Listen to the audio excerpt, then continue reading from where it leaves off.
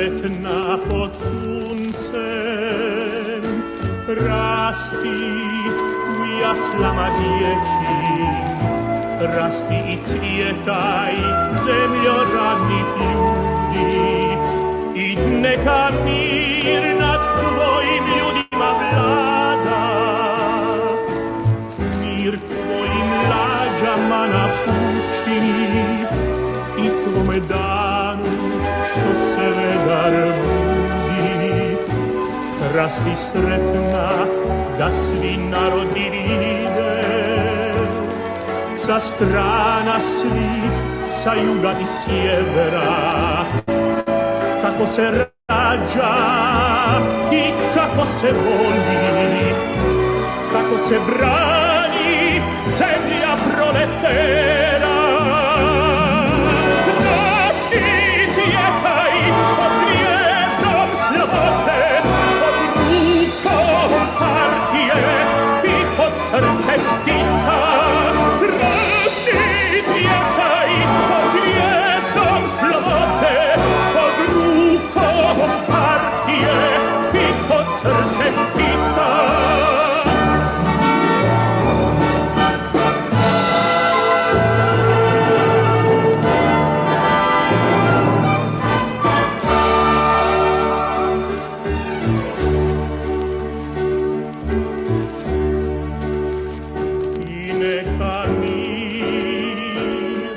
Nad tvojim ljudima vlada, mir tvom rudaru i tvome rataru, mir graditelju i tvom čuvaru, mir tvojoj sreći u vodi i u zraku, u pjesmi strojeva i u sjaju žita.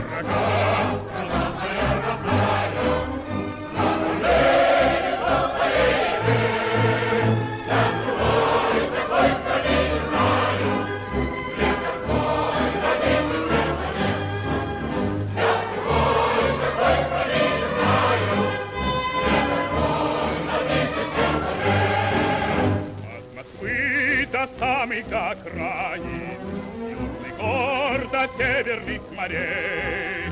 Человек проходит, как хозяин необъятной родины своей.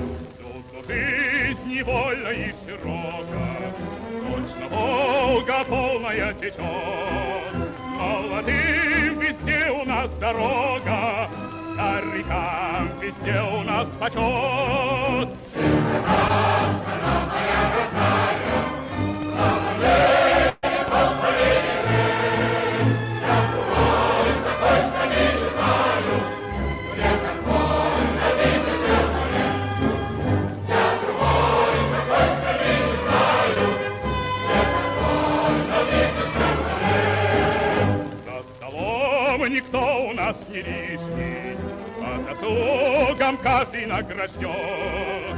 Золотыми буквами мы пишем всенародный сталинский закон. Этих слов величие и славу никакие годы не сотрут. Человек всегда имеет право на учение, подвиг и на труд. Страна моя родная, слава ей, Волга ей. Я другой такой страны не знаю, где такой на тысяче море. Я другой такой страны не знаю, где такой на тысяче море. Над страной весенний ветер веет, с каждым днем все радостнее жить. И никто на свете не умеет лучше нас смеяться и любить. Но сурово брови мы насупим, если враг захочет нас сломать. Как невесту родину мы любим, бережем, как ласковую мать. Страна моя родная, слава ей, Волга ей. Я другой такой страны не знаю, где такой на тысяче море. Я другой такой страны не знаю, где такой на тысяче море.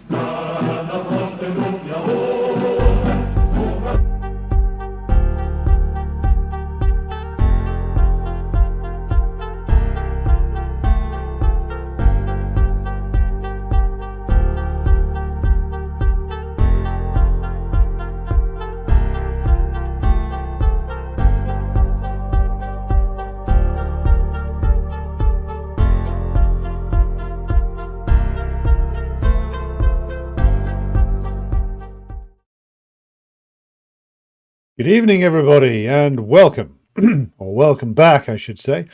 It has been a few days since I was with you. Been knocked out of the game for a while, but I return now with a show on BRICS and the meeting in Kazan and other related issues. And we are live tonight on YouTube, X, and Rumble.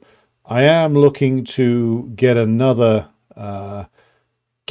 couple added on here, so I may try and dive into the world of Twitch.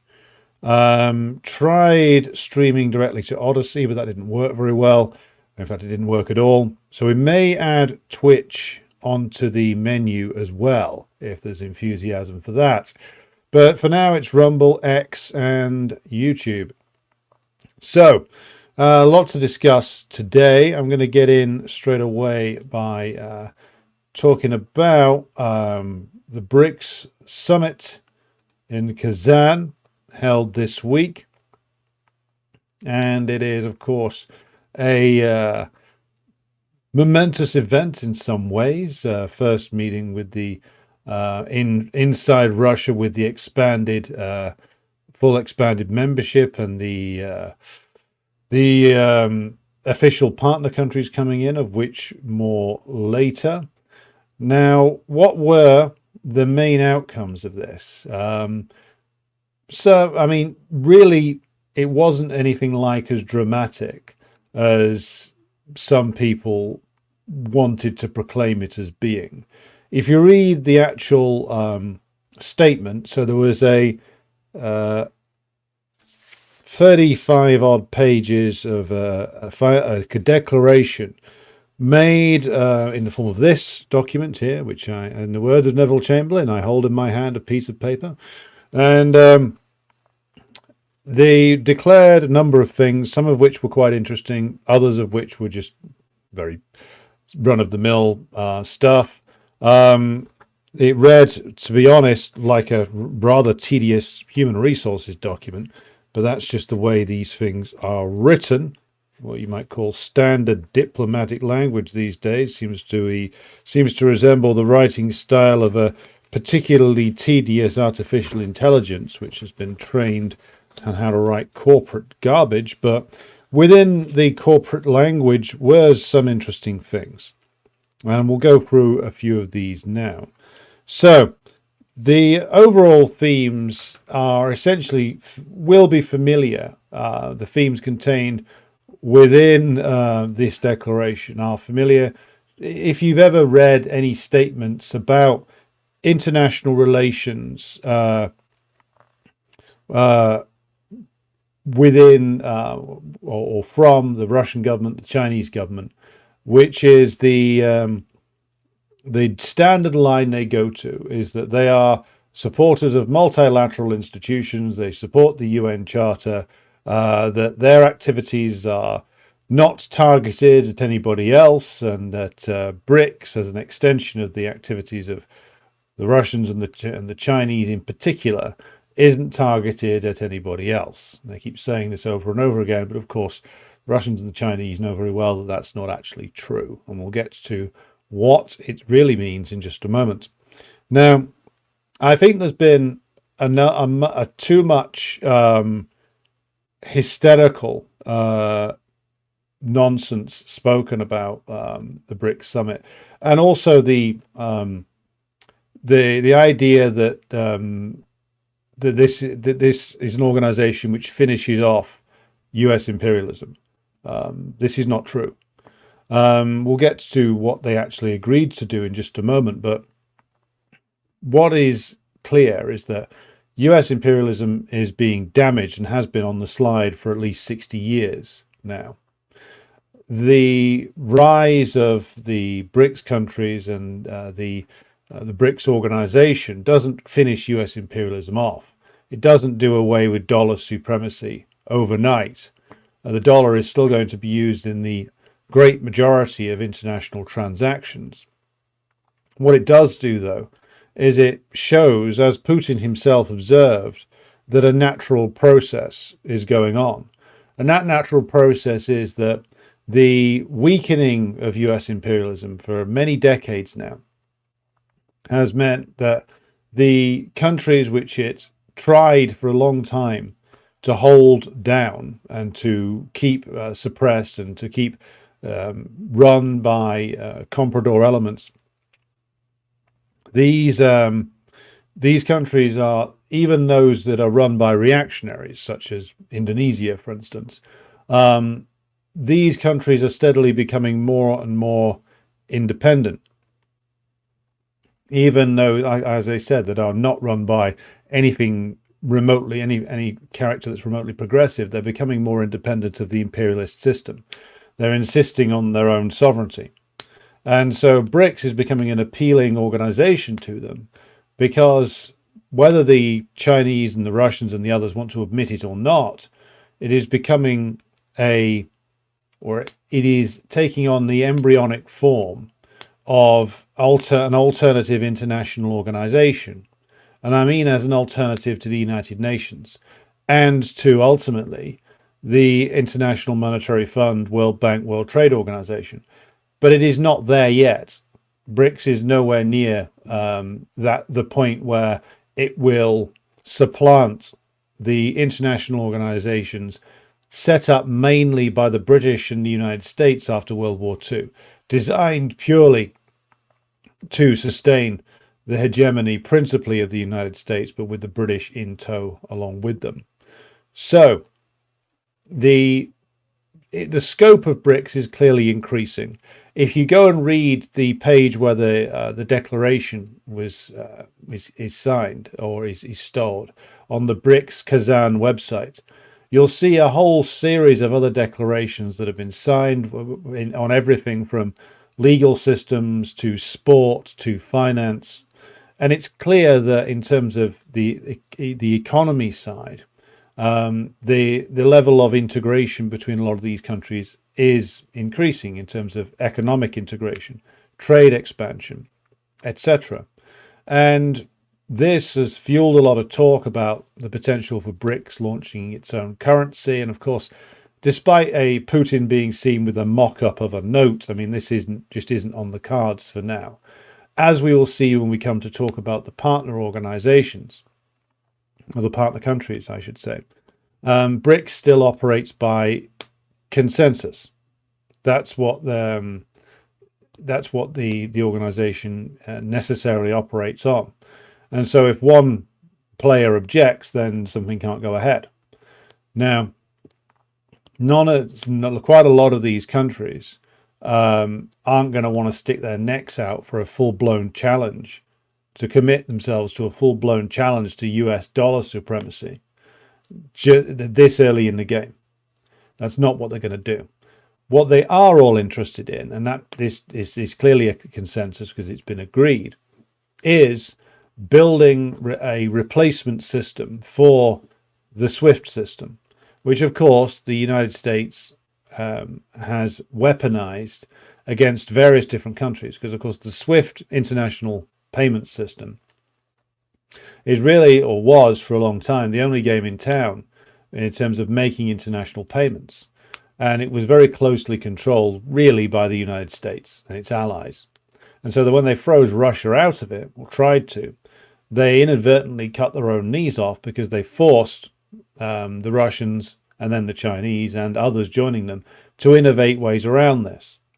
And this had been considered by the Russians for a while. They already had a system ready to go because they'd had 8 years of increasing sanctions against them. And it was clear that eventually the US was going to bring out the big guns on sanctions and kick them out of SWIFT. So now the BRICS countries have all agreed that they will build an alternative international payment system. There's a variety of these that exist already. The Russians have got one, the Chinese have got one. I believe the Indians have one now as well. So this new order is gathering pace, and it is slowly taking shape that the next phase will be to have this new payment system which goes around the existing financial architecture. Now, for countries like the UAE and the Saudis and the Egyptians, who are all still very well integrated into the US imperialist system, this is a case of them spreading their bets, so to speak. They can see, the smarter of them, that is, that the US-led system is on the slide. Certainly the UAE is run by people who are swines, but they are not stupid, or the people that they pay to advise them aren't stupid. They can see the way things are going. They want to position themselves basically as middlemen who can deal with everybody, which is why they're there, why they're interested in backing an alternative payment system, because they want to be able to do business with everybody without restrictions. And this is why that's the consensus at the moment. So no new currency, no new digital currency as yet. I can't see that emerging for another good few years yet. And BRICS on its own, whilst it will set up alternative international systems, these will still be capitalist systems. Let's make no bones about that. It may provide countries like Belarus, potentially Cuba, though not if Brazil has anything to do with it on current evidence, potentially Venezuela, also blocked by Brazil from becoming a partner country. More on that in a moment. It may provide them with a means to bypass US systems. So that, in that sense, it's a very progressive development in terms of undoing the hegemony of the US, the dominance of the US over the international finance system. In terms of anything else, I mean, this isn't going to end US imperialism on its own. It's a foolish idea. And people who should know better keep hyping that idea. But of course, what will end US imperialism will ultimately be the actions of the US working class itself. Until the American worker is organized enough to challenge the US ruling class internally, US imperialism isn't going to end. It's not going to just wither away and die. No, nothing ever does. Nothing this powerful that's been around and is the inheritor of all of the power, really, of old European imperialism, and is the global financial center still, or at least one of the, if not the leading one, it's one of the most powerful, which turns over so much capital through its financial centers, which invests so heavily in, well, all the way across Europe, and a lot of Southeast Asia, a lot of Middle East, which has such still a potentially devastating amount of very powerful weapons in its arsenal.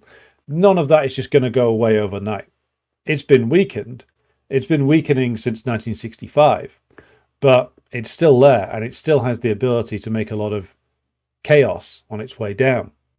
And none of the countries, and they're certainly not going to get a consensus within BRICS about putting a bullet in the dollar. Nobody's going to want to do that just as yet. So the point about the BRICS meeting that I want to just emphasize here, from in terms of taking a bit from the declaration. So what are the key things that they talk about here? They talk a lot about honoring the principles and purposes of the UN Charter, which is, of course, something which the US imperialists just wipe their ass with whenever they feel like it. The UN Charter is one of those things that people like to go on about, but it's never seriously been implemented by the imperialist powers, because, of course, why would it be? The UN Charter was meant to be a bunch of nice words agreed to by the imperialists in 1943 to 44, when the UN was founded, and is meant just to be that, words. Now, the Chinese and the Russians in particular, India too, like to bring this up and say that they want to have an international order that's built around it, and I think that's true in their case.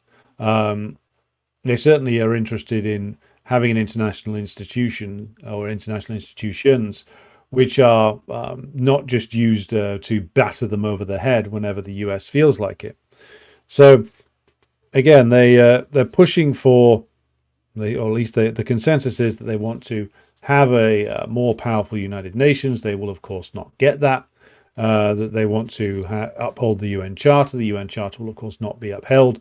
The US literally has the headquarters of the United Nations in New York for a reason, so it can be comprehensively spied upon. That's one thing.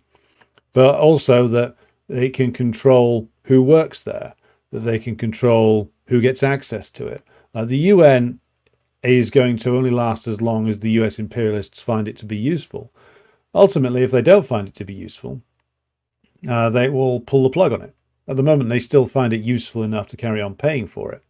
But ultimately, this is an imperialist-dominated organization and always was, no matter what its fucking charter says. But again, BRICS is a consensus-based organization, and no one wants to go out and say, hey, the UN's a ton of shit just now, even though it is. And ultimately, whatever BRICS evolves into will supplant the United Nations in the end, because the UN is ultimately going to share the same reputation in the end as the League of Nations, which was just an imperialist-dominated talking shop that did absolutely nothing. Because how could it? How could it ever do anything to override the interests of the imperialist nations that set it up? So they talk a lot about how they want to respect the role of the G20, which is this stupid fucking organization that Gordon Brown, our former prime minister, helped create after the 2008 financial, well, shall we say, global economic meltdown. So they keep saying all the way through that they want to make sure that things like the World Trade Organization operates properly. They want some amendments to the rules of the WTO and the IMF and the World Bank, and they want these organizations just to work better, they say.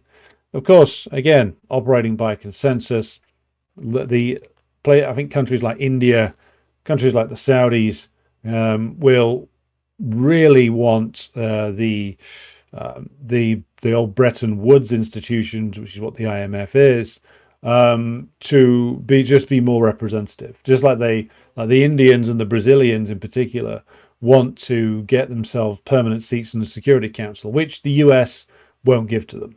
The only way the US imperialists would ever agree to that was if they were absolutely guaranteed that whoever they led on to the UN Security Council would be in their column every single time, or at least all the times that mattered.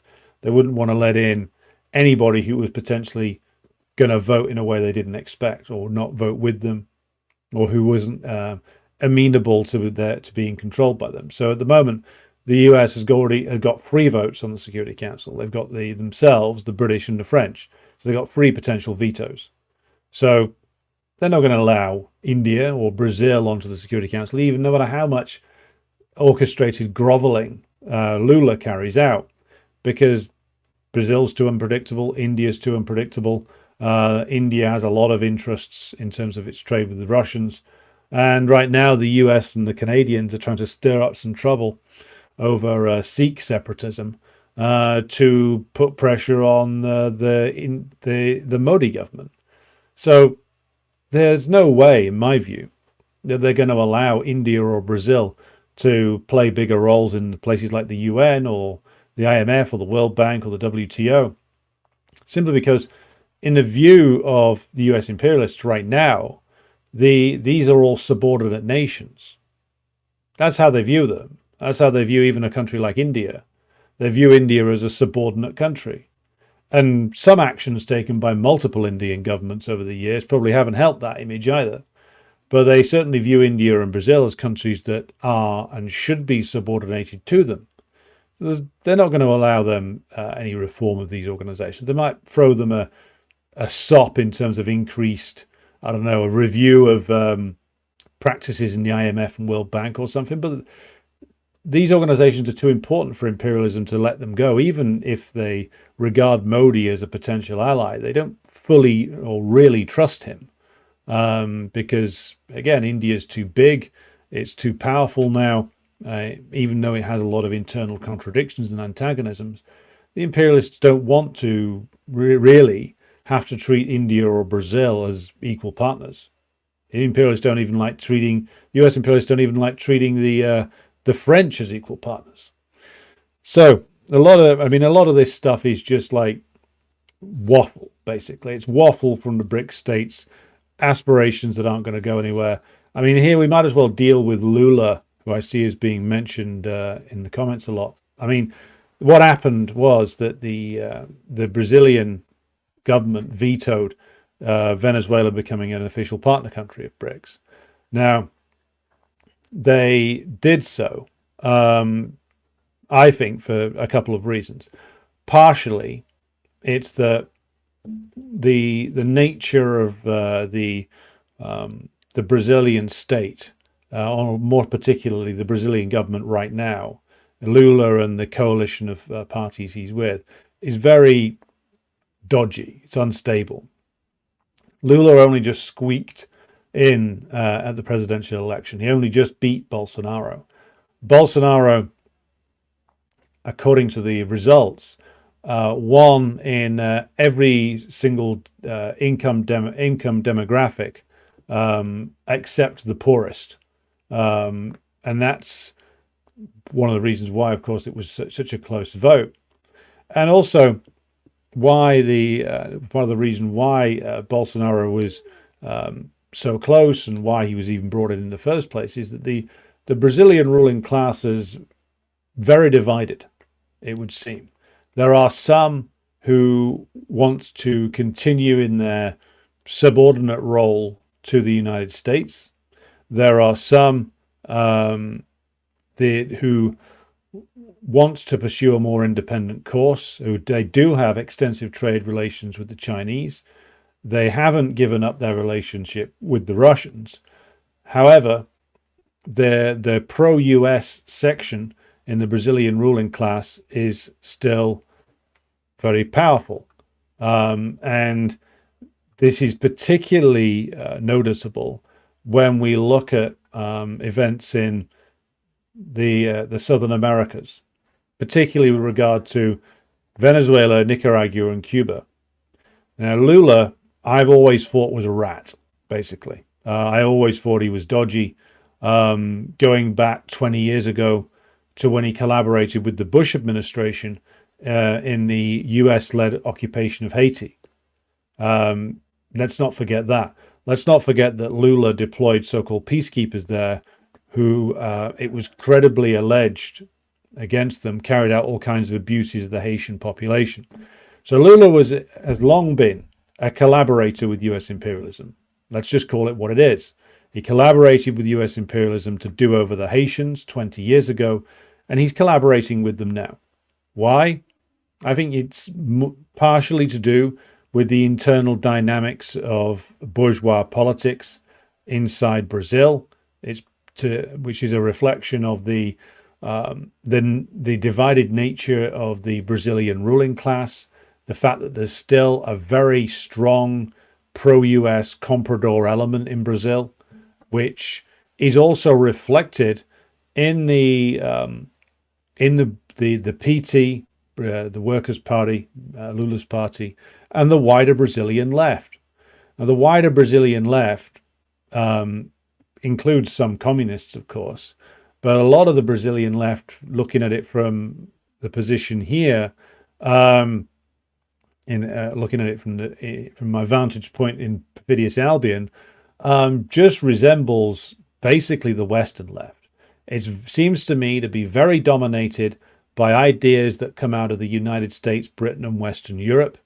It much more resembles like the so-called Western Marxism of that you find in Britain, the United States, France, Germany, etc., than it does anything you would find in like Venezuela or Cuba or Nicaragua. See, Venezuela is a revolutionary country. It's a country that is going through a revolutionary process where the role of the masses is incredibly important.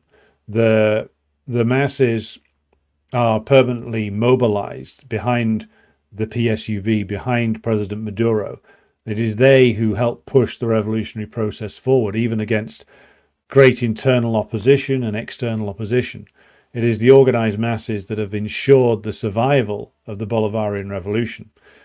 Nicaragua on a slightly smaller scale, but many of the same processes in place. This is a country going through a long-term revolutionary process. Brazil is not that. Brazil is not that, nor is, of course, Argentina, run at the moment by Milei, but even before, when it was run by the Peronists, by the Kirchners, it was never going through the same process. Now, Venezuela is a revolutionary country. It's a country with a strong and powerful revolutionary tradition now, the Bolivarian form of socialism. And that's a threat. It's a threat to all the reactionary countries, including those with governments that are beholden to the US. And I'm thinking now especially those on the left, such as Boric in Chile and Lula in Brazil. Because Brazil and Chile, but particularly Brazil, these are countries where the role of the masses is nothing. It's nothing like the same as it is in Venezuela. The masses saved the Chavez presidency, most prominently in 2002, by mobilizing and scaring the shit out of the Venezuelan bourgeois. It is they who keep the revolution going. This is something which is anathema to social democrats, particularly social democrats who come out of the Western school, which is Boric, which is Lula as well. Lula, the former trade union official, classic social democrat, just wants to run Brazilian capitalism a little bit better. And the thing is, his reputation as a radical was preserved, funnily enough, by the most strident comprador element in Brazil throwing him in jail. When in reality, most of the Brazilian capitalist class, or at least a sizable minority of it, I think, had been very happy with his time in office, because he'd largely offered a great deal of continuity with the former president in the late 90s. I'm talking about Lula's first time in office now, who I believe was called Cardoso. Lula was always a social democrat leading a coalition that was social democratic to liberal at best. And he's now approved of by the State Department, and his coalition is backed by all kinds of things that look like they've walked straight off the pages of Jacobin. So when you look at it like that, of course Lula is relentlessly hostile, given that combination of conditions of the nature of the Brazilian ruling class and the terrible state of the Brazilian left. That's why you end up with decisions like this. Of course, it won't save him ultimately if the US decides that even the limited leeway that Lula has, so for instance over the Israel issue, over the refusal to condemn Russia over the war in Ukraine, even that limited amount of leeway that's been allowed to him by the US will be withdrawn in the end, as soon as they've found somebody who's a little bit more reliable than Bolsonaro.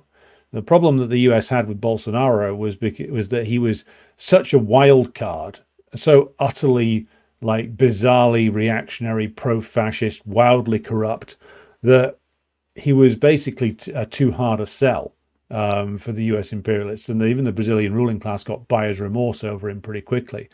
If they can find somebody who's able to do sort of fake populist mobilization and who's a bit more stable, then Lula will be gone again. I mean, this is the grim reality of it. So, and Alex Oliveira, who joins us from Brazil, says Lula is the Brazilian version of Bernie Sanders, and that's not a good thing, really. So yeah, I mean that the Brazilian government led by Lula would block the revolutionary Bolivarian Republic of Venezuela shouldn't be a surprise. That's just what people like that, with that kind of rotten coalition and that dubious a relationship with US imperialism, that's what they do. And until Brazil itself, or the Brazilian left, changes, until you have a more powerful, real Marxist-Leninist party dominating, or at least playing a leading role in the revolutionary movement in Brazil, and which can decisively reject the rotten, stinking ideas of the Western left, then you're going to keep having these problems. But we can return to Brazil and other countries later on. So they reaffirm support for the Bretton Woods institutions. Not a surprise there.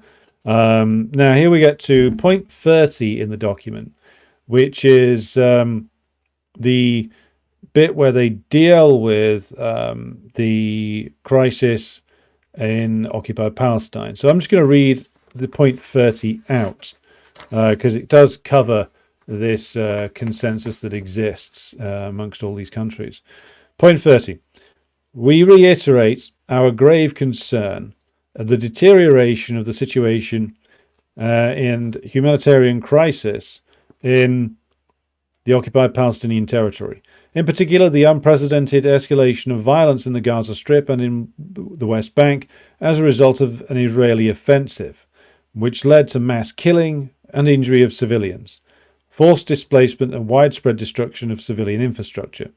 We stress the urgent need for an immediate, comprehensive and permanent ceasefire in the Gaza Strip and the immediate and unconditional release of all hostages and detainees from both sides who are being illegally held captive and the unhindered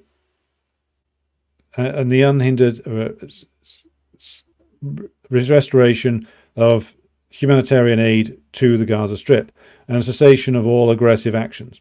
We denounce the Israeli attacks against humanitarian operations, facilities, personnel and distribution points. For this reason, we call for the full implementation of resolutions 2712, 2720, 2728, 2735 and of UN Security and of the UN Security Council, and in this regard welcome the continuous efforts by the Arab Republic of Egypt and the State of Qatar, other regional and international efforts in order to reach an immediate ceasefire, accelerate the delivery of humanitarian aid and Israel's withdrawal from the Gaza Strip. We call for adherence to international law. Ain't that a joke? We are also alarmed that the further escalation of the conflict in the Gaza Strip fuels tensions, extremism, and severe negative consequences both regionally and globally. We call on all relevant parties to act with the utmost restraint and to avoid escalatory actions and provocative declarations. We acknowledge the provisional measures of the International Court of Justice and the legal proceedings instituted by South Africa against Israel. We reaffirm our support for the State of Palestine's full membership in the United Nations in the context of the unwavering commitment to the vision of the two-state solution based on the international law, including relevant UN Security Council and UN General Assembly resolutions, and the Arab Peace Initiative that includes the establishment of a sovereign, independent and viable state of Palestine in line with internationally recognized borders of June 1967, with East Jerusalem as its capital, living side by side in peace and security with Israel. So, not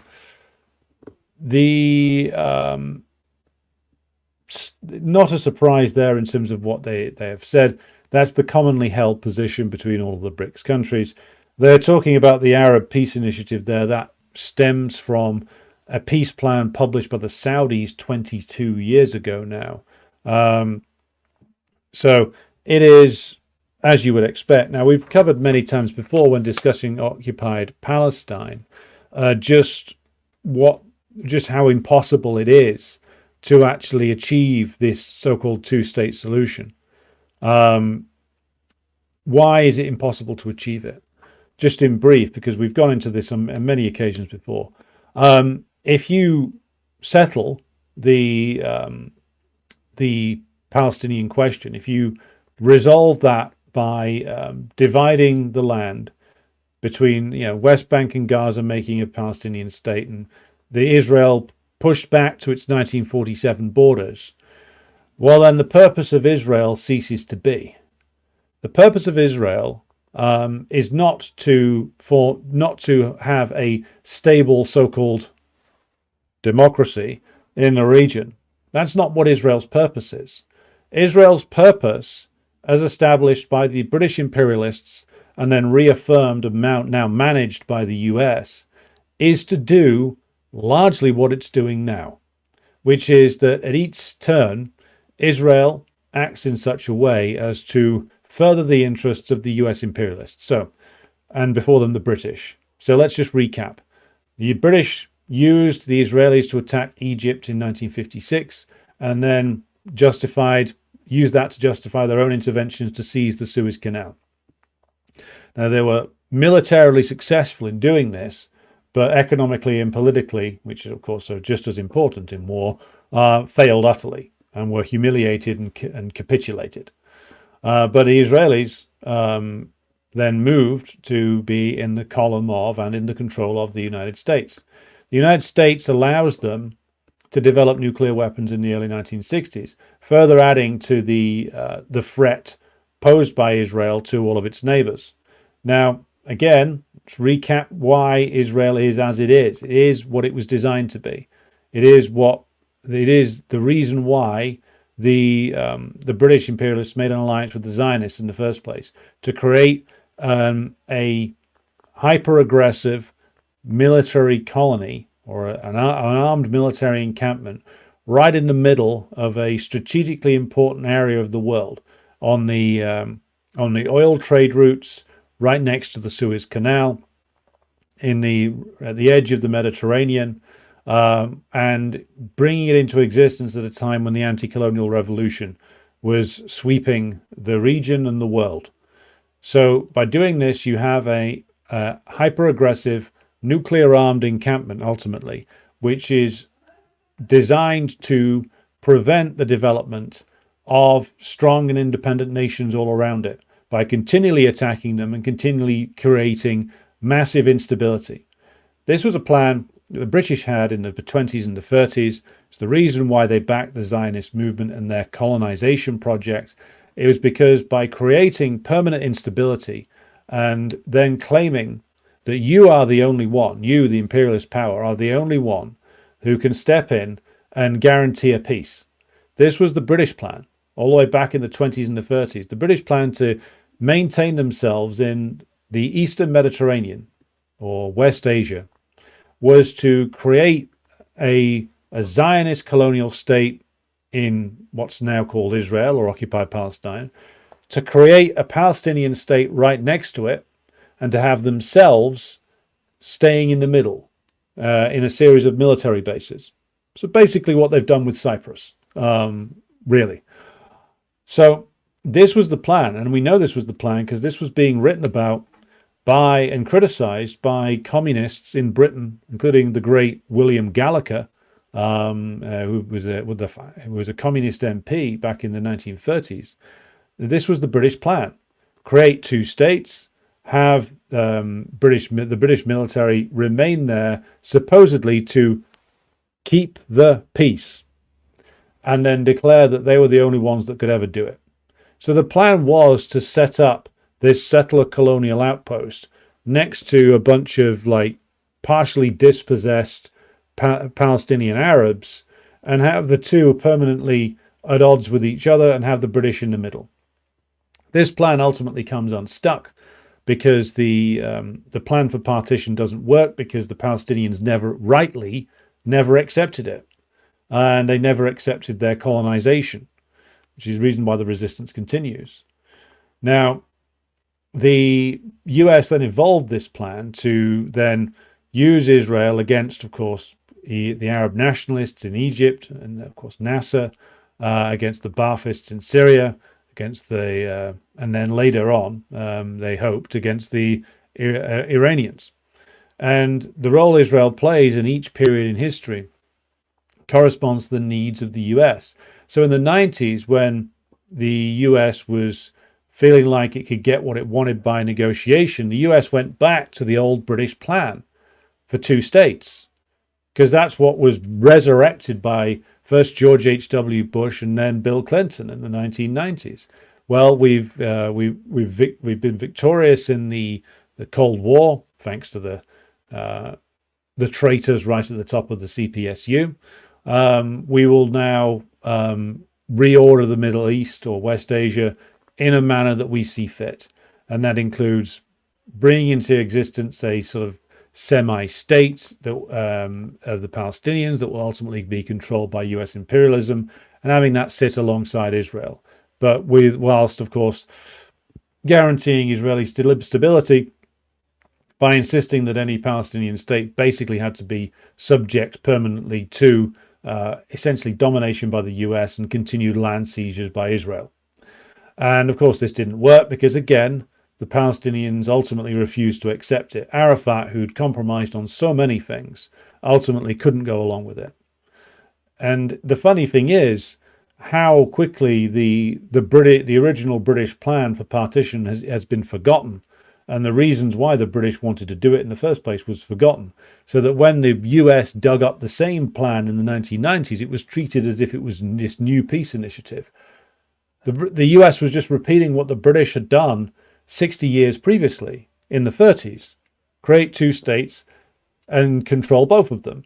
Have them at odds with each other and say that you're the only one who can guarantee stability in the region. So time evolves.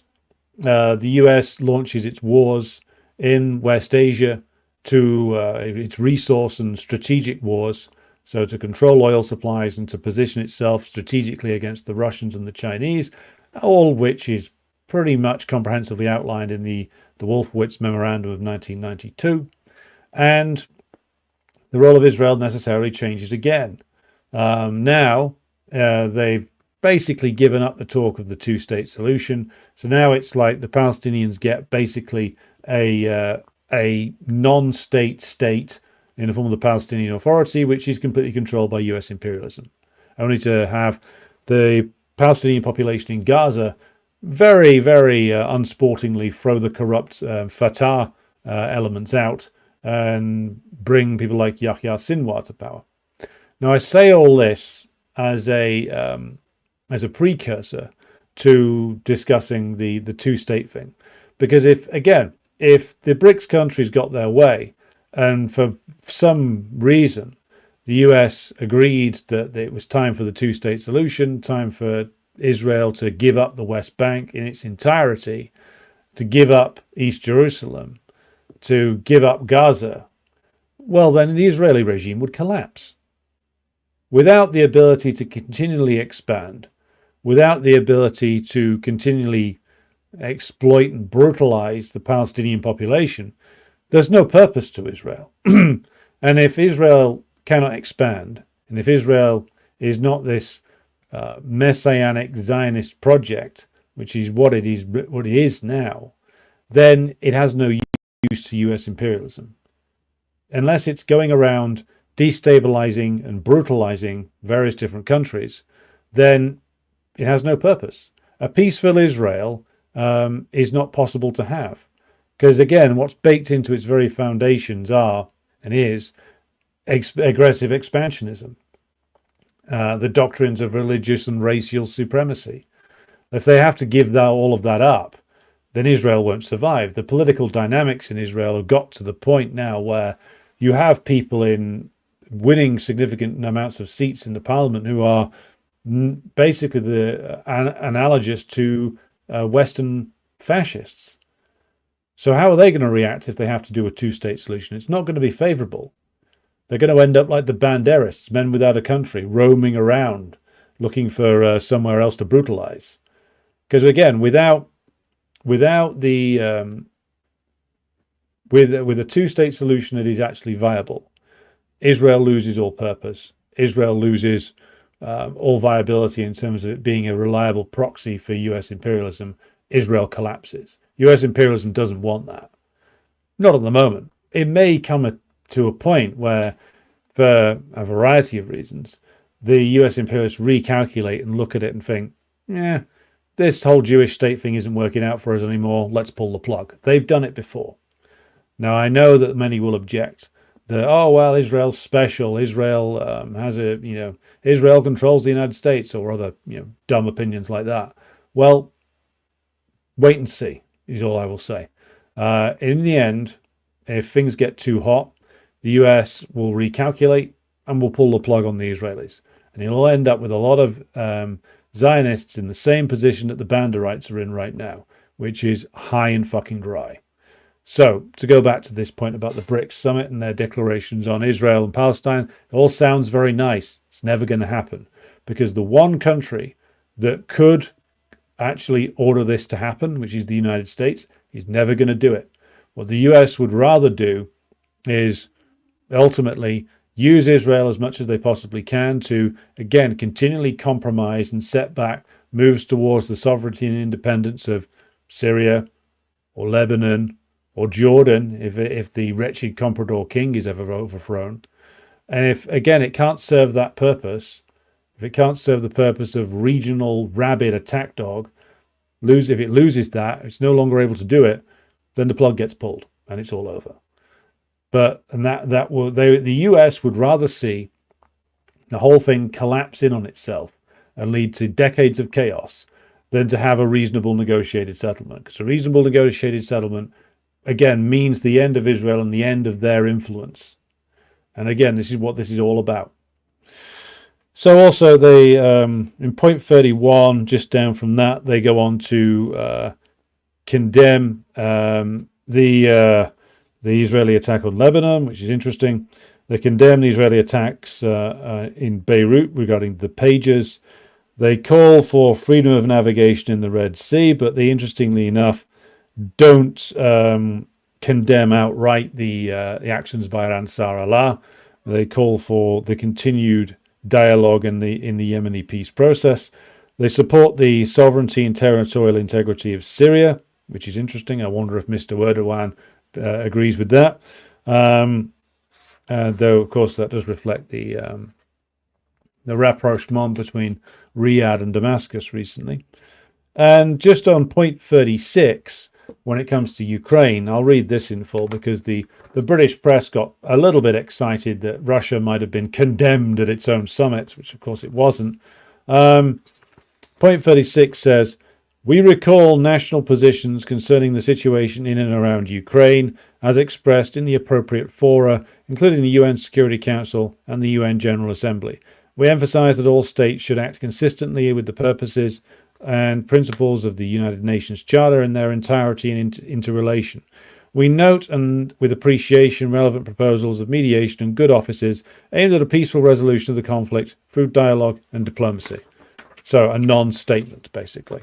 Essentially saying there should be a negotiation. But again, look at who's holding the Banderites' leash. The master is in Washington, though some of them are in London. So, my overall comment on this is that these are very slow-moving processes. The hyperbole and hysteria around this summit was not necessary and was uncalled for.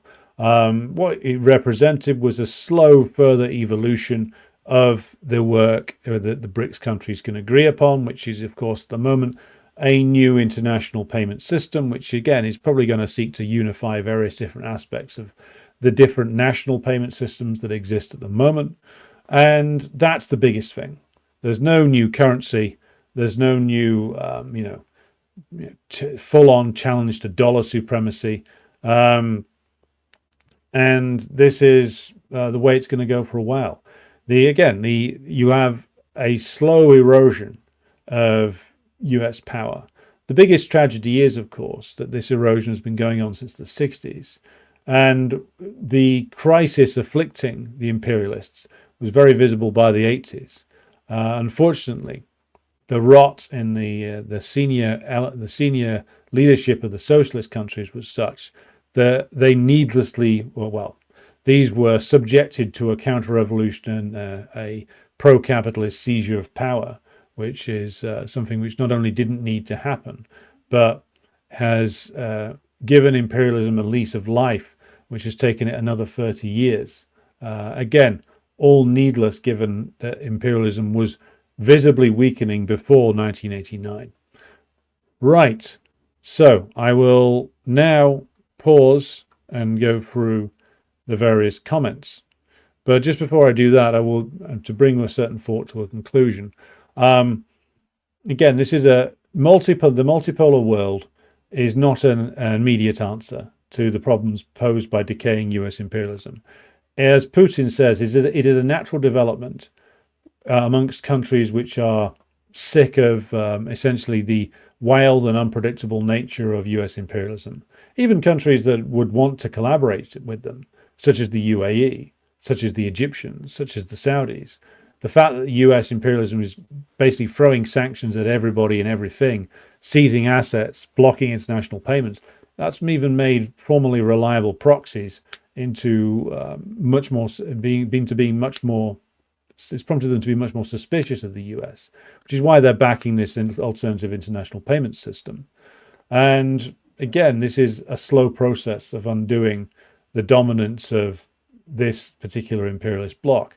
And I will reiterate the point made earlier. Until the working classes of the imperialist bloc countries move in a concerted fashion, move in a determined and organized fashion against the current ruling class, imperialism is going to continue. Because it is only at home that the stake can finally be driven through the vampire's heart. Right. Let's pause for questions and comments. Nehat, hello to you. Hello to Gonzalo. Hello to Veshna Pamet, who is in Bulgaria. More time needed. He joins us from Skeggy on the English East Coast Riviera. Grassy Knoll joins us from Seattle, Washington. Bulging Battery says, Mao is the reddest sun in our hearts. Indeed. Greetings to Albert from the Republic of Croydon. Good evening to Vera and to Alistair Page McGill. Yes, feeling better. Thank you very much, Alistair. Hello to Chris Casseroles and to Enigma. Lee joins us and says, unbelievable, Brazil vetoed Venezuela. Lula really shown his true colors. If there's any country that could do with possible assistance, it's Venezuela. Yes, very true. Hello to James Goblin, who says, a very good evening from the Socialist Federative Republic of Like and Sharoslavia, comrades. Yes, like and share away. Subscribe to the channel if you've not done so already. Click the all notifications button to make sure that, if you're on YouTube, that is, to make sure you're notified when we do go live. Vishna Pamet says, Bulgaria is having its 7th election on Sunday in 3 years. Democracy is really working. Yes, it's very democratic when you have an election twice a year. Edward says, Lula is a traitor to the communist cause. Well, he was never part of the communist cause, of course, Edward. I know what you mean, but Lula's a social democrat and was always a social democrat. He was never a communist, and he should never have been mistaken for one. Good morning or early morning to Robeson, who joins us from the new BRICS partner country of Indonesia. Good evening to, or good evening and good morning to you. Irish Partisan, good evening to you, our comrade in Minsk. Hello to Sid, who joins us, as does Verena Fraser. Hello to you. David King, you didn't miss 26 minutes, you missed the music. Tim Gray, good evening to you. Hello to Jerry and to comrade Ian Foster. Hello to Almir from Slovenia, Yugoslavia. Kale Jones says, main outcome, Lula outed himself as a complete plant and imperial stooge. Yep.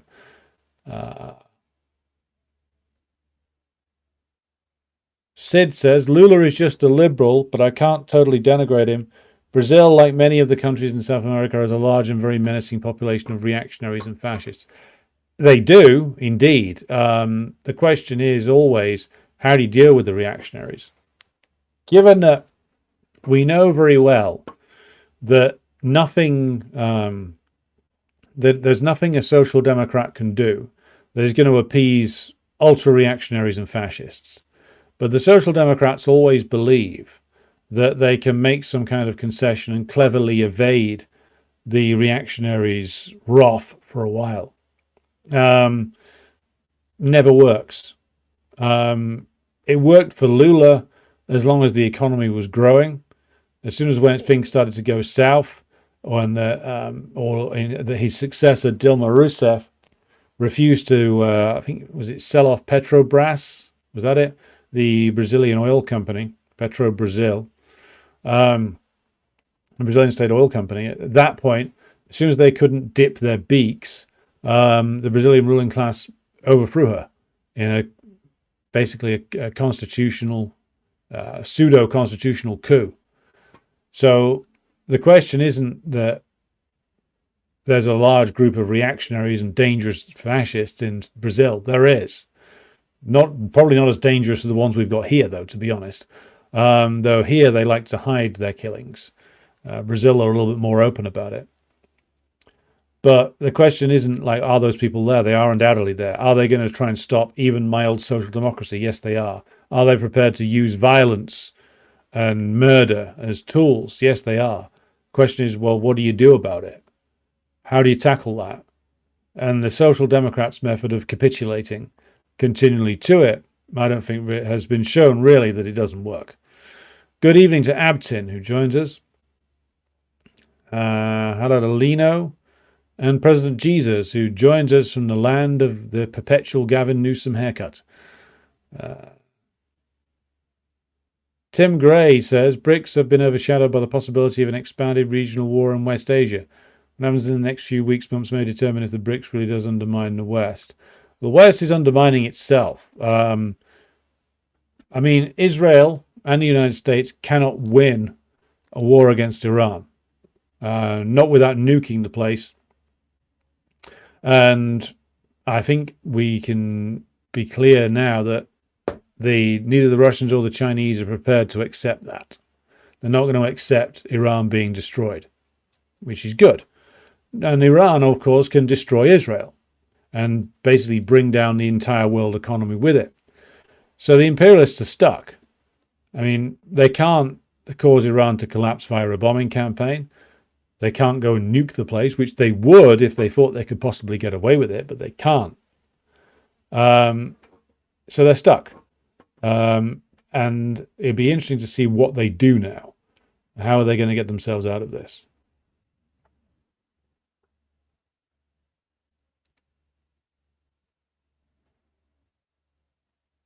And we have also with us Arnold, who says Trump has said he will impose sanctions on any country that does not use the dollar. I hope he does. I mean, I would say this for Comrade Joe Biden and Comrade Donald, that their actions enormously improved the economic prospects of the Russian Federation. Sanctions can actually help. They help Russia because they finally stopped large elements of capital flight out of the country and actually disempowered the comprador elements who were still there inside the Russian government. So if Trump wants to throw around more sanctions and say that if you don't use the dollar permanently, then you're going to get, financially penalized and we're going to cut you off from the West, good. Let him do it. Agent Donald is doing a great job. Hello to Comrade Jawad, who joins us. Almir says, Lula is like Erdogan and MBS, wants to sit on multiple chairs simultaneously and then see who comes out on top. Pretty true, pretty true. Anthony joins us from Prague. Hello to Yuan in Phoenix, Arizona. President Jesus says, hard to believe that the ideal socialist leader of Jacobin magazine is a bourgeois tool. Who would have believed it? But then again, the founder of the DSA was a Trotskyite, so what do you expect? President Jesus says Michael Brooks is rolling over in his grave. Very true. Almir says, official statements from BRICS are not that impressive. Surely China and Russia have big plans, not to reform, but to replace the Western-dominated international organizations. I think they do in the end. I think with the Russians especially, their plan is to, and then the Chinese, both of their plans are to continually make demands with regard to reform of the United Nations, and so that therefore, and that will gather people behind these demands, and either the UN reforms itself, in which case the US will probably pull the plug on it, or the US blocks any attempt at reform. And then when the Chinese and the Russians do come to leave, they will be able to say that they made every effort to reform the existing international institutions. That may very well be what their plan is.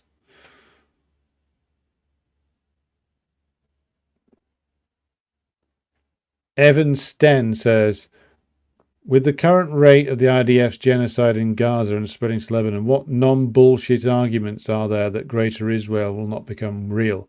The fact that they can't beat Hezbollah, the fact that they can't beat Hamas, the fact that they can't beat Iran.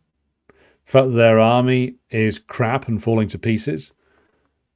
I mean, the fact that they are becoming more and more unstable internally, and the US will eventually find that maintaining Israel is too costly. They're losing the war. They're killing a lot of people and losing the war. Every time, I mean, this is one of the reasons why I find the coverage of the war, the US war on Gaza, because that's what it is. It's a US war on Gaza, and a US war on Lebanon. I find that you have to rightly point out the sheer number of killings that the Israelis, or the US really is carrying out. You have to do that because that's the truth. That's what's happening.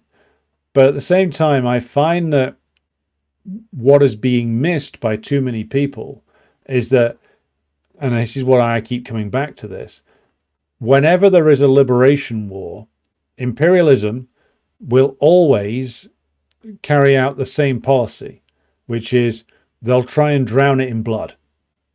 Again, Israel, as the US's tool here, is not acting any differently to how the French acted in Vietnam or Algeria. Remember, and again, I constantly come back to this, but I will say it again. The French killed 1 million people in 10 years, just over 10 years in Algeria, 51 to 61, roughly. That's like 100,000 people a year. Think of that, Think of that. And that's around about what the estimates about the numbers killed by the Israelis vary. But that's around about what the Israelis are killing. Roughly, if we take an estimate that's right in the middle, like 40 to 50,000 being the lower end estimate, 180,000 being the higher end estimate. That's what the Israelis are doing, mainly in Gaza, but elsewhere as well. And the truth is, the grim truth is, that when you embark on a war of liberation, this is what the imperialists do to you. Again, let's look at other places. Let's look at least 2 million killed in Korea, 3 million killed in Vietnam. The destruction of 90% of the urban areas of what's now the DPRK. The attempt to make sure that literally the country itself could not survive the amount of destruction rained down upon it, that there would be nothing left. So again, Israel is not doing anything new here. They are waging war in the same way that the French did and the British did when they tried to hold on to their colonial possessions. And they will ultimately have the same result, which is a loss and a collapse. And I would say that when covering this and not emphasizing those points and not emphasizing the fact that people like Sinwar, people like Nasrallah, the martyrs of their particular causes, they knew this. They knew that ultimately, if it came down to a fight, as it has done now, that Israel and the US behind it would kill hundreds and hundreds of thousands, including them. They knew very well they were marked for death. And therefore, that's why, of course, they had firm succession plans in place for all of these men who had been killed. They knew that this is what the imperialists would do. And so, and this is, again, to come back to the problem I have with a lot of the coverage of this. If the coverage that people are doing is, oh my God, look at all this destruction that Israel has created, look at all the deaths that they are responsible for, look at the unrelenting tide of human misery they have created. If that's all it is that people are doing, then they're not understanding the situation. And all they're doing is basically trying to depress and disempower people. The people who are fighting and dying for liberation in occupied Palestine and Lebanon right now, and in Iraq, and in Syria, and in Yemen, these people have all faced the full strength of US imperialism for many, many years. and have fought against overwhelming odds and real horrors, the likes of which most of us at this stage cannot imagine, for over a decade in some cases and many decades in other cases. In the case of the Yemenis, it's over a decade. In the case of the Iraqis, it's 2 decades, 3 decades really, of unmitigated horror imposed on them by the United States. In the case of Syria, it's a decade. In the case of Lebanon, it's many decades of pressure, of subjugation, of national humiliation, and now mass murder. And so when embarking on these liberation struggles, which is what has been done, as Nasrallah correctly identified this as being a struggle for the liberation of the whole region, how on earth do you think the US imperialism, knowing how important the dominance of West Asia is for US imperialism, how do you think they're going to respond?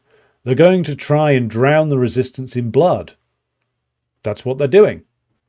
And so if you're commenting upon this, you must understand that the people who launch this war and the people who fight in it and the people who support them, because these organizations do have mass support, otherwise they couldn't do what they're doing, they have embraced this. They have embraced the fact that that many of them will not live to see the day of liberation. And that's unthinkable to many of us who grow up in the West. It's unthinkable that anybody would embark upon a fight knowing that it will be a fight that they will not see the end of, that they will be killed, that many of their comrades will be killed, that many people who've never picked up a gun will be killed. But that's the nature of liberation struggles. Look at how many people the Japanese killed in China. Look at how many people the Japanese killed in Korea. Look at how many people, let's use the Nazi example, that the Germans killed in the occupied Soviet Union. 27 million casualties. Makes Israel look amateurish, doesn't it? But that's because the unprecedented ferocity and brutality of Nazism was because they were seeking to subjugate a population that would not be subjugated. And so they tried, the reason for the Holocaust and the Holocaust by bullet on the Eastern Front was because that was the Nazi attempt to subjugate entire populations by just killing and killing and killing and killing in the hope that they would terrorize the Soviet population in particular and the Poles into submission. And it didn't work, just as this won't work. So what I would say, I mean, this was all responding to this question, is think about all of these liberation struggles and the high price that's come with them when you're looking at Israel. Because Israel's comparatively, it's very, very brutal, but it's got nothing on the size and the potential power of a Nazi Germany, or even a late or earlier periods of British or French imperialism. What it is of course the tool of the US, and that's the reason why it can commit such acts of violence and brutality, because it's fighting to preserve the US's position in the region. And again, they're not going to go quietly. They're not going to just roll over. They're going to kill and kill and kill until until it hits them that they can't sustain this anymore, until they're defeated and forced out. Again, these are difficult things for many of us who grew up in the West to accept, but we had best learn to accept them and understand them. Right.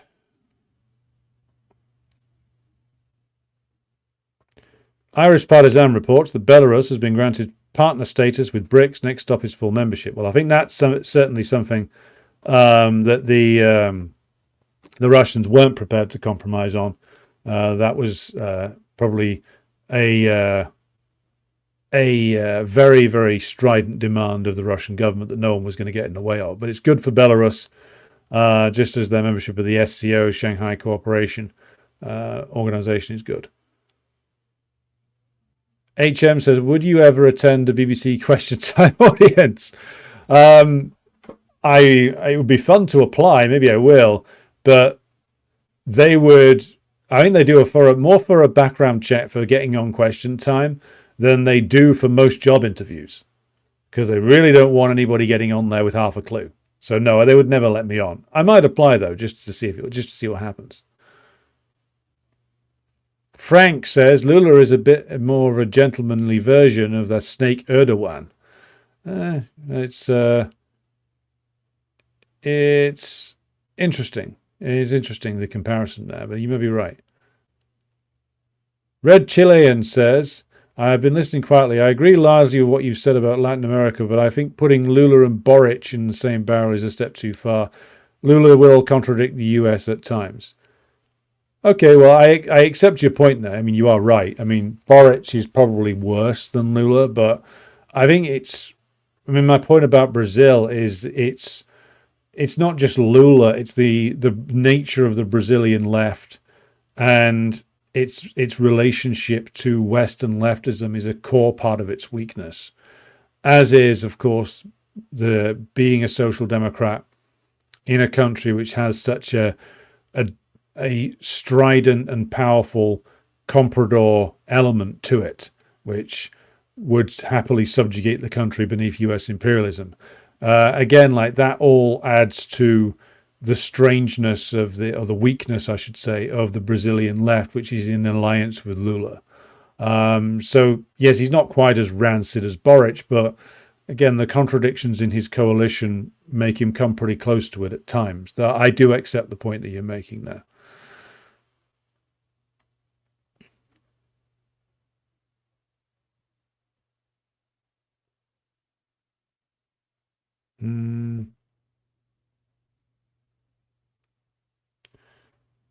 Sid,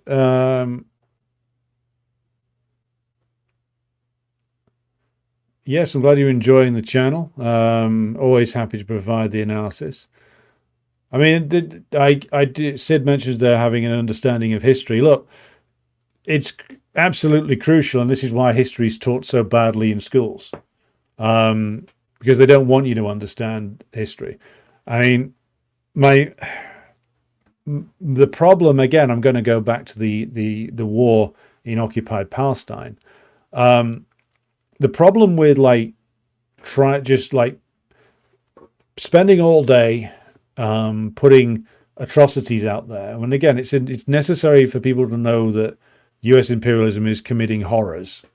It's having Israel do it for it, but that it is US imperialism that is behind all this. Letting people know that's happening is crucial, but you've also got to explain the role of national liberation movements and the fact that what you're watching is the US attempting to drown a national liberation struggle in blood. Multiple national liberation struggles, in fact, principally in occupied Palestine, but also now in Lebanon. And that this is a war for national liberation. It's not just the bad guy US killing loads of people, even though that is happening. It's killing them for a specific purpose, which is to maintain its dominance and to terrorize people into submission. And that it is adopting the same tactics that Imperial Britain, Imperial France, Hitlerite Germany, all adopted before it, and all of these countries lost. So you have to explain to people what is going on in terms of that there is a war, and it is a war that will require and has required enormous sacrifices, as many have before it. Otherwise, what you're giving your audience is just a recipe of despair. If you don't understand that it is a war for national liberation, if you don't understand the other wars for liberation that have gone before it, then you are just going to sit there and end up feeling very depressed and alienated because you think that the US and the Israelis are doing all this killing and nobody can stop them. But they're losing. That's the thing. They can't go 2 miles into Lebanon without losing loads of men. Their army's falling to pieces. If it wasn't for their air power, they wouldn't be able to do anything. And it is only a matter of time now, especially now the BRICS summit is out of the way, before I'm going to make a guess that Hezbollah in particular gets the ability to actually take down Israeli jets. Do they have it at the moment? Maybe not. Will they have it soon? I think they will. Because as soon as that happens, as soon as the Israelis can no longer fly without the risk of losing pilots, that's a huge blow. That will be a huge blow that will devastate Israel. And that might be maybe not the final thing that pushes it over the edge, but that will push them into even more desperate straits. Because without the ability to do unrestricted bombing campaigns, if they start getting shot down, that will cause a complete morale collapse within the Israeli military, even more than the one that's going on right now.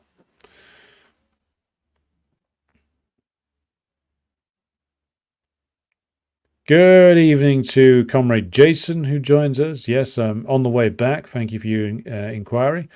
Sean joined us from Plymouth. We are scrolling through the comments here. Hello to James Graham. Hello to Robert, who joins us from the wasteland of Staten Island. I've never been there, but I'm sure that Staten Island has its charms. Maybe I'll go, if the US would ever let me in. Though I have a feeling that if I ever go to the US again, I'll have to try and insert myself over the Canadian border somehow. And I might not even get into Canada.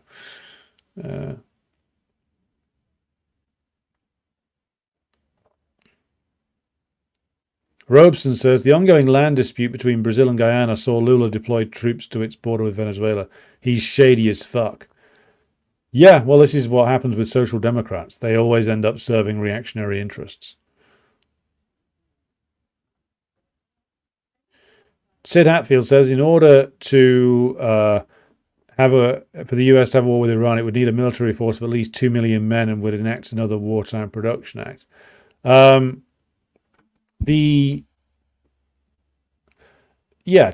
actually do any of the things that the US reactionaries keep screaming about, what they would need to do is fundamentally change their entire economic setup and social setup. So they would need to completely change the way that they organize their military, which has been built around fighting or brutalizing small populations that don't have air defense, don't have a navy, and don't have an air force for years.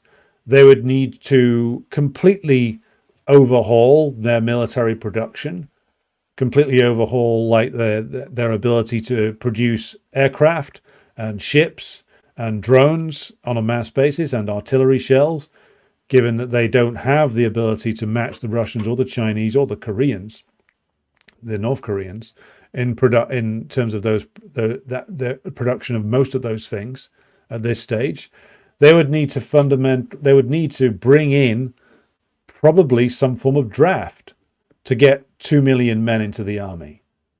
And how's that going to go with the disintegrating social contract and widespread disgust and opposition to the federal authorities in the United States? How's that going to go? Who's going to be the great leader who tries to bring that one in? Kamala? Trump? Neither of those two are going to be able to sell conscription at all. And the rest of the US political leadership isn't any better. So, but to actually be able to carry off an invasion of Iran would take probably even more than 2 million men. You would lose hundreds of thousands doing that. US itself might not survive as a state if it tried to do that. Bear in mind, the US came pretty close to internal revolt over the Vietnam War, and that was 50,000 casualties spread over a decade. More than a decade in the end. What are they going to do when they lose all their ships, when the Iranians sink loads of them? What are they going to do when they lose thousands of men trying to invade Iran? Thousands of men, maybe even in the first week. What are they going to do when they lose? You know, this isn't serious stuff. You can tell the people putting forward this idea of a war against Iran just haven't thought about it beyond the level of like that they played a version of Call of Duty where they did it once.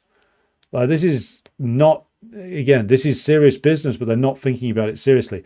If they were actually going to go, if they were looking like they were going to get something sorted out by quickly here, we could expect them to do two things. First of all, bring under at least a state-supervised monopoly, like steel and coal production. Coal, steel production, all of the heavy industry that they would need to boost the war industries would need to be dramatically upscaled in terms of its ability to produce and its efficiency, which would basically mean that the state would have to run it. But can they do that? Are they prepared to do that? No, they're not. And it's their very corruption and inability to actually wage a war, even the war like they did in Vietnam, which is where they got a proxy to do a lot of the fighting for them, but was still there, losing a lot of men. They couldn't even get themselves back to doing that now. David King says China doing a massive wheat deal with Russia in case wheat gets sanctioned. Western farmers in for a shock. Interesting.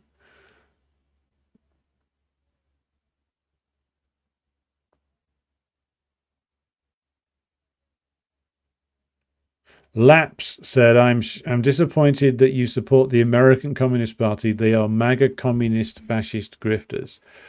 None of that makes any sense. I mean, assuming you're a real person and not an FBI agent, Laps, under what possible definition of the term fascist could you use that label on the American Communist Party, given that they're a firm anti-imperialist party, given that they are in favor of the working class becoming the ruling class in the United States and the dismantling of US imperialism, and given that fascism in the United States comes out of the bourgeois and is pro-imperialist.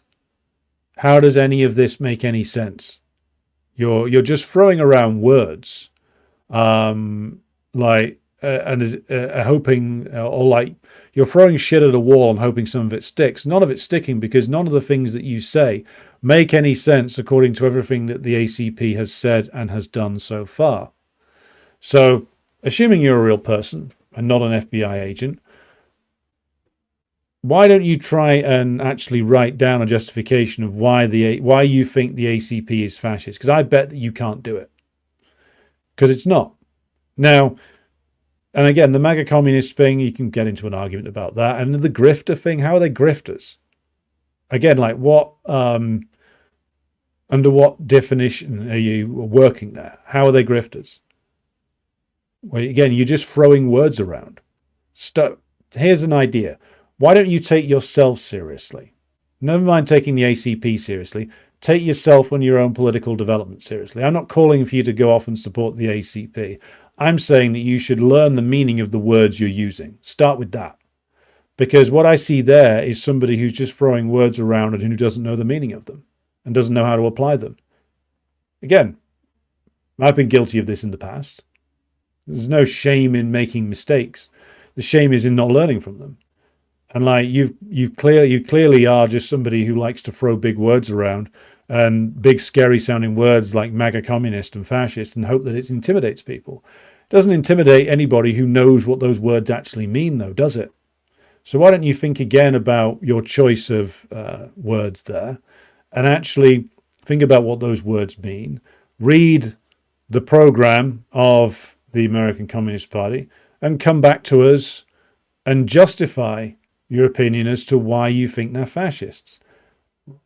Don't just use the term as an insult. Define what you're talking about here. Try and define why you think this Communist Party, which is a pro-worker, internationalist, anti-imperialist operation, why you think that represents fascism. Is it because they suggest like that you might want to be healthy and use the gym every now and again? Because a lot of communists have thought that, including Comrade Mao and Comrade Stalin. So again, if you're a real and committed, you consider yourself to be a communist and you're not some kind of provocateur, consider your words and think again about them.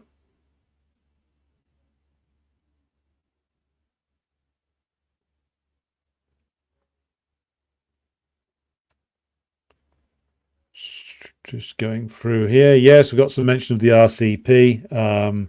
That's a fake communist party in Britain, which is a load of absolute bollocks, trot nonsense.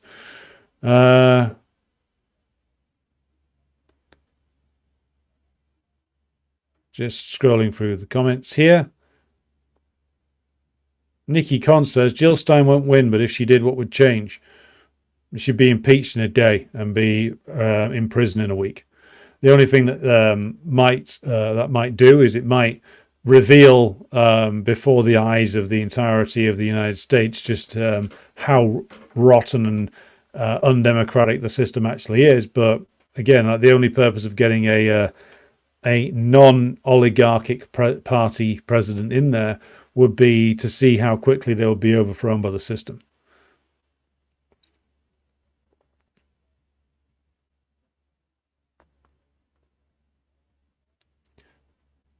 Just scrolling through some comments here.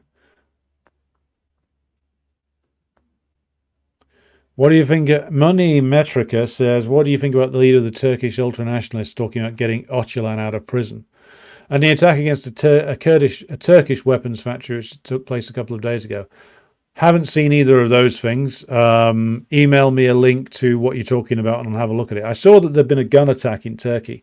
I hadn't seen talk of allowing Öcalan out. So come back. Let me know what you're talking about with regards to the Öcalan thing, and I'll have a look into it.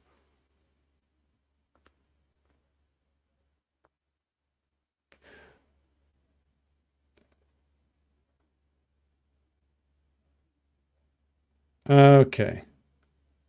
Okay, so Laps has come back to us. So they don't want to abolish private property or implement a planned economy. Well, I'm going to have to go away and check that detail. They simply desire a strong and repressive capitalist state like China. You can't be anti-imperialist and support capitalism. Again, you've ventured into ultra-left territory here. Anti-imperialist struggles, including the original anti-imperialist struggle in China, included alliances with national bourgeois elements. Like, it's the Russian national bourgeois who have been forced into this struggle against US imperialism right now. So the Russian national bourgeois right now are waging an anti-imperialist struggle. How does that fit with your definition of things? It doesn't work. Now, as for China, we've talked extensively about China before. There's significant capitalist elements in China. There's no denying that. But again, a strong repressive capitalist state like China, I disagree with what you've written there. China has been on the capitalist road for some time. I've said that before. Again, read the Hapal Bra book, Socialism with Chinese Characteristics, if you want to know, if you want to learn a very good analysis, or learn from a very good analysis of the nature of China right now. But the Chinese state is filled with contradictions. The Communist Party of China is still the ruling party. It still has a very strong revolutionary proletarian wing to it. It also has a pro-capitalist wing to it. There's an active struggle going on in China for the future of the revolution, which includes, of course, I mean, in terms of the economy, yes, there are capitalists there, but they've also kept control over key levers of the economy that enable them to make changes rapidly, such as draining or deflating the property bubble. China's not an imperialist country either. Again, like, even pro-Western sources have analyzed that and found that they're not imperialist in the way that they carry out their investments and deals in the developing world. So the first part of your comeback is incorrect when it comes to China. Now, about the ACP program, I haven't read the updated version that say with these the statements that have come out of their conference yet. I'll have to go and do so. So I'll commit to returning to that point when I've read that. Now, as to accepting landlords into the party, I don't know about that either. Now, your talk of chauvinism is wrong, because, again, like the leadership layer in the ACP are very internationalist and very anti-imperialist. They're very clear on wanting to dismantle US imperialism. And then you just go back into saying it's just fascism, having not proved anything. So, nice try. Still falls down, though, because you clearly don't understand what fascism is still. So go away and read Dimitrov and Palm Dutt and come back to me. Right. What are your thoughts on the Juche philosophy? I think it's an application of Marxism-Leninism to Korean circumstances. Very, very quick, very quick response there. Maloney also denounced French imperialism in Africa. Is she an internationalist too? Oh, stop being a dickhead, man. I mean, I've given you a certain amount of leeway here, but now you're just being a fool. Maloney didn't denounce Italian imperialism in Africa, did she? Which is it has a strong history, going all the way back to repeated attempts to invade what was then Abyssinia, and of course the subjugation of Libya and the later invasion and occupation of Abyssinia by Mussolini. She, in an opportunistic fashion, she denounced the French CFA franc zone, never mentioned the role of Italian imperialism. American Communist Party leadership and members routinely denounced American imperialism, US imperialism. So you're talking out your fucking arse, man. You know, I've given enough time over to you now. Clearly either an ultra-left idiot or an FBI agent, and you know what? I'm going to tell you to fuck off now. Right, that's enough of him. Probably was a PSL member. He's probably hyperventilating into a fucking paper bag. Edward says, why can't a state just print money at will, as Hudson argues, to mobilize resources in a state? The only state who can print money at will is the United States. No one else can do it. And they can do that because they're the global reserve currency. Anyone else does it, you just end up with hyperinflation. And again, like the argument you're putting forward there is essentially the old Keynesian argument. Now, I can go further into that a lot of the MMT theorists these days basically base their analysis on the ability of the US to unendingly print money, but you know you can't do that in you can't even do that in Britain. Really is the case that it's just basically the US, and arguably you could do it in Britain, but there would be a great deal of difficulty in doing that under the current decayed state of British imperialism. That's a much bigger question than I have time to get into right now. Okay.